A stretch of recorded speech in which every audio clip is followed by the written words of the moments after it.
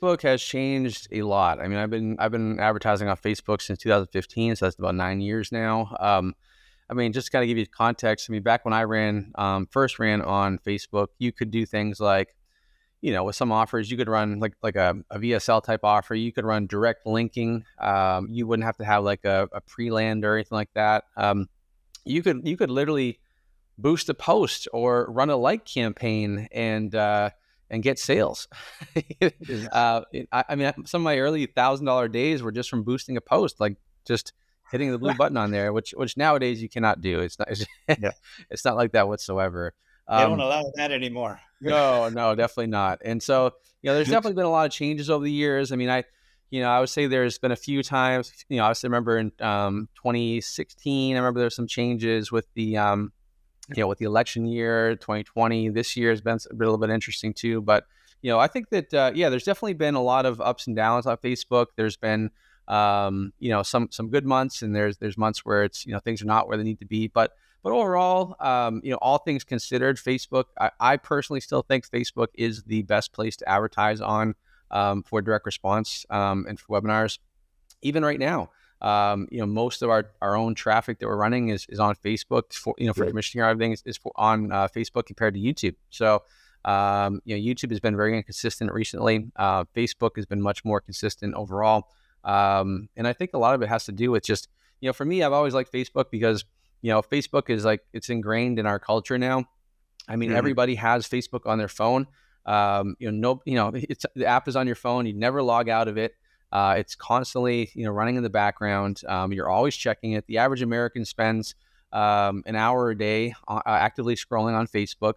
I mean, there's just so much opportunity as an advertiser, for people to see your ads just from those metrics alone. And so, for me, Facebook has changed quite a bit, but as long as you're willing to change with it and make adjustments to it, you come out on the other side much, much stronger. That's why I always tell my students is like, you have to be willing to adapt and test new things and adjust. But again, like if you can make sure you're advertising, you make sure everything you're doing, like just and realizing that there's another person on the other side of that computer there, regardless of what the algorithm's doing, regardless of, whatever the latest thing on Facebook is, you're always going to have ads that convert and do well, over the long run, because, people don't change. Like it's always, the three things people respond to is it's food, sex, and money. Those are the three things people respond to. And so if you can, make sure in your marketing that you're hitting on those things and you're being a real genuine person, then you can do very well.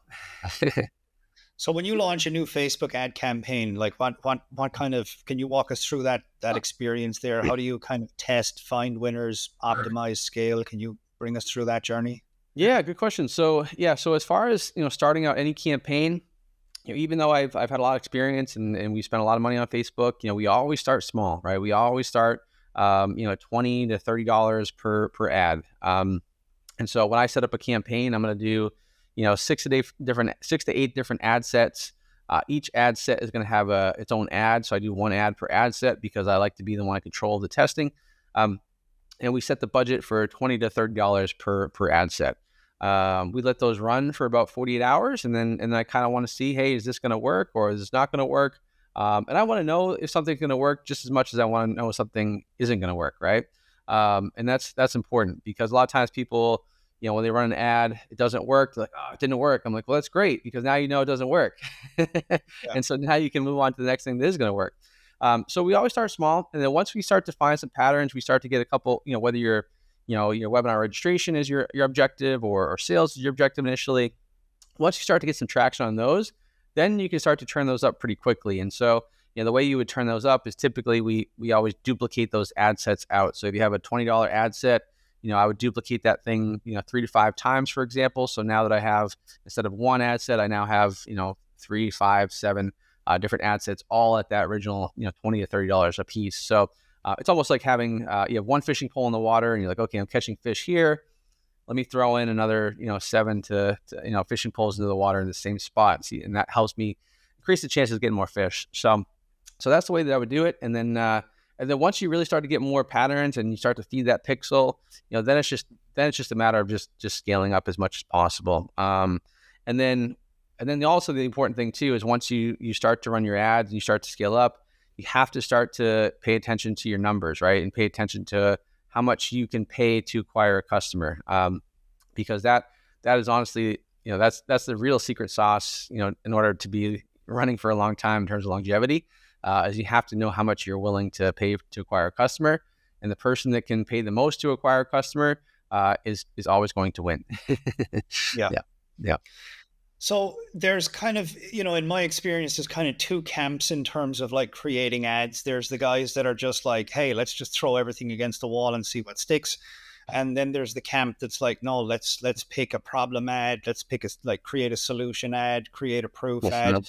And both strategies really work Yep. and work very, very well. Yep. Do you fall into one of those camps or maybe something different? Yeah, so I fall into the testing one thing at a time camp. So that may be and when I say that I mean testing your video, for example. Say you're doing a video ad. I'm testing that video ad with 4 to 5 different intros, right? So which has a different hook for each one. My ad copy stays the same. My targeting stays the same. My placements where I'm advertising stays the same. The only thing that's changing is the creative as far as the actual intros. Once I find that winner, okay, cool. Now we can go on to the next thing. Maybe now it's like changing the headline test, right? So I like to do one thing at a time because if you test out 7 things at a time, you don't necessarily know which one is the big lever that's moving everything. I think throwing a bunch of stuff against the wall is especially if you're just starting out, is not the best best use for your budget. Agents, if you're using an agency, they love that because they get paid on ad spend anyway. So they're like, well, yeah, we'll throw everything against the wall. But if you're being more strategic, it's staying to that core. For me, like if your webinar is dialed in and you have that core messaging, like your ads should be an expansion of that messaging. And so I like to stay very, very close in terms of the messaging to the webinar initially, and then once I find that winner, now I start to have more controls that may be a little bit more outside of that messaging, maybe a little bit, maybe a little bit more broad or a little bit more general. And that's how I kind of start. I always start a little bit more narrow and then I expand out. And when you then you duplicate a number of ads, you're obviously optimizing for cost per lead, with the way that you do things initially, right? No, well, yes and no. So I would say, if I were looking at budget, like on initial, let's just say it's a brand new pixel. I don't have any conversions on it. Yes, I probably would start with leads first, just to kind of get, you have to move a couple steps up in the funnel just to optimize first. Then once you start to get sales, then you can optimize for pixel purchases. So, but definitely leads initially, and then after that, once you have enough data on the pixel, then you go for the purchases because initially a lot of people don't, the pixel doesn't know what it's doing because it's brand new. It doesn't know where to find people. And that's why it's important, like with your messaging, like you want to keep your messaging very specific initially. So that way you at least have an idea of like, okay, my messaging's correct. I just need to get this pixel a little bit more seasoned so that I can get the right customers coming through. So that's another reason why I don't throw a bunch of stuff against the wall. Yeah.